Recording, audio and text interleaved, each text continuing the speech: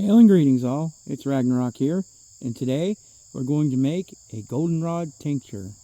And in order to do that, we need to gather some fresh goldenrod.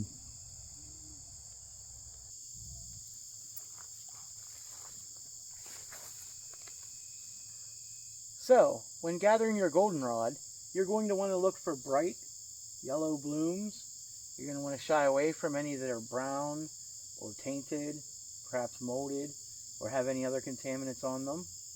And you can see in the bottom right here the vast difference between a fresh goldenrod flower and one that's spent. So I found a nice little patch here, and I'm going to go ahead and collect some of these goldenrod for our tincture. Now I do want to warn you that if you are collecting goldenrod, please be careful, because anywhere there is fresh goldenrod, there's going to be plenty of pollinators. This is a great pollinator blessing in the fall here in our area, where we have vast fields of goldenrod. I like to take and select as much as I can from my own property, so I'm going to go through this patch here and collect enough for our tincture. So in order to collect the goldenrod, what I'm going to do is here is right about the bottom of the flower base. I'm just going to go ahead and snip that off there, and this will be the first piece of goldenrod we collect.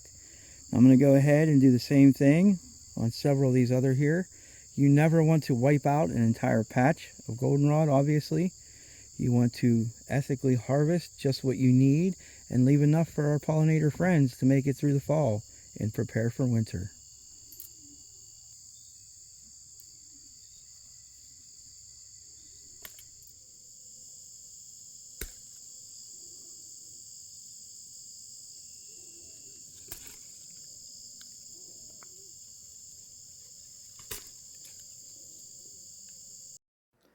I also wanted to show you this goldenrod that grows in our area. This is blue-stemmed goldenrod. It's also known as woodland goldenrod because it grows under the canopy of the trees. If you notice here, you can see a faint blue tint to the stem, and also the flower placement is different than the Canada goldenrod.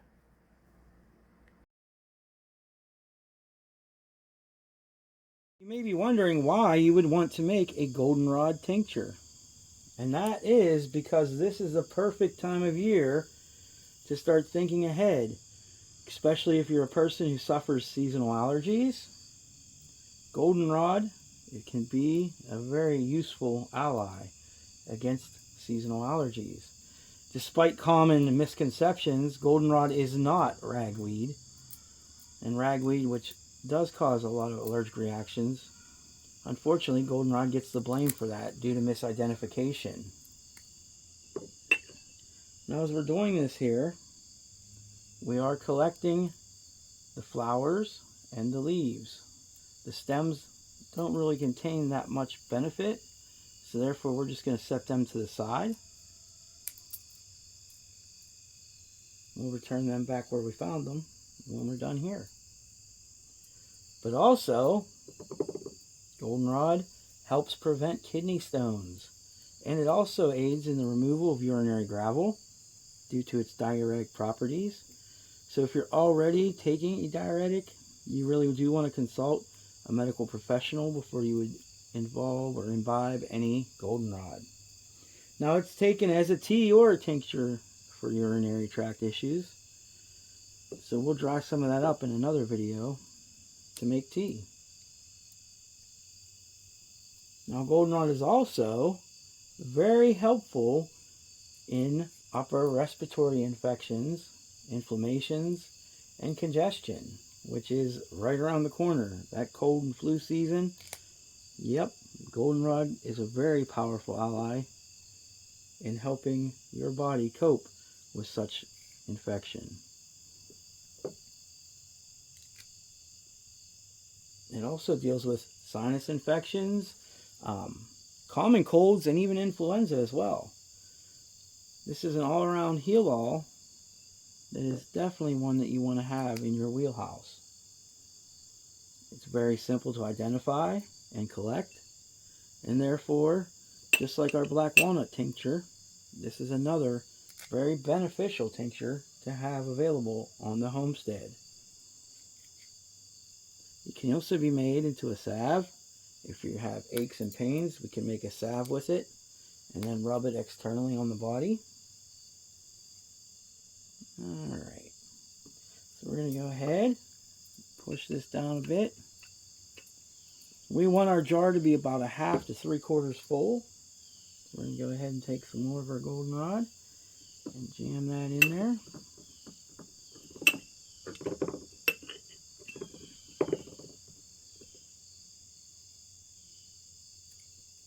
You really want to kind of pack it down as best you can.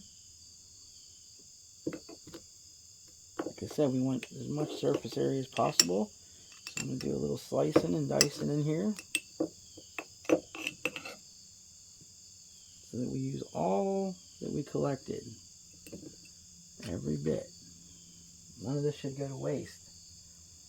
It's much better as a tincture than as a dried flower on the ground.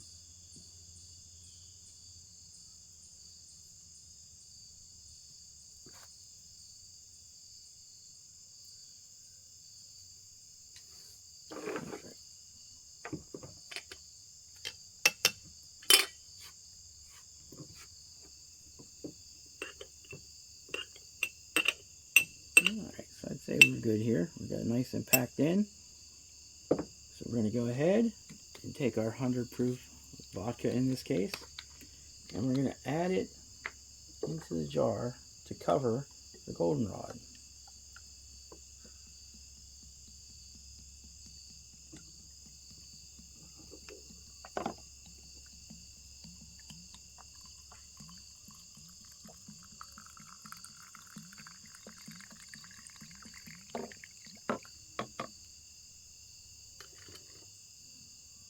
Go ahead and try and release any air bubbles.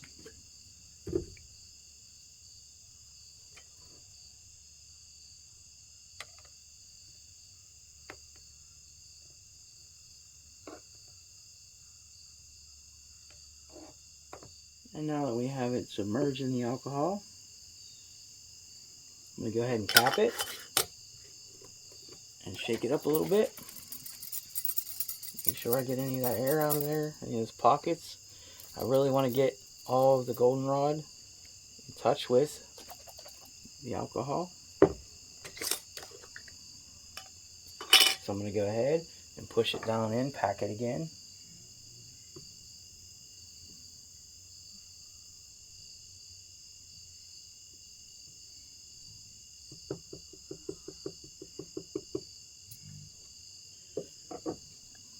Put a final seal on it here. As you can see, we have it labeled Goldenrod Tincture, the date it was made. I'm going to go ahead and set that into a dark place in the pantry for about 4 to 6 weeks. Keep agitating it through the process, and I'll bring you back when we strain it out. Until next we meet, be well.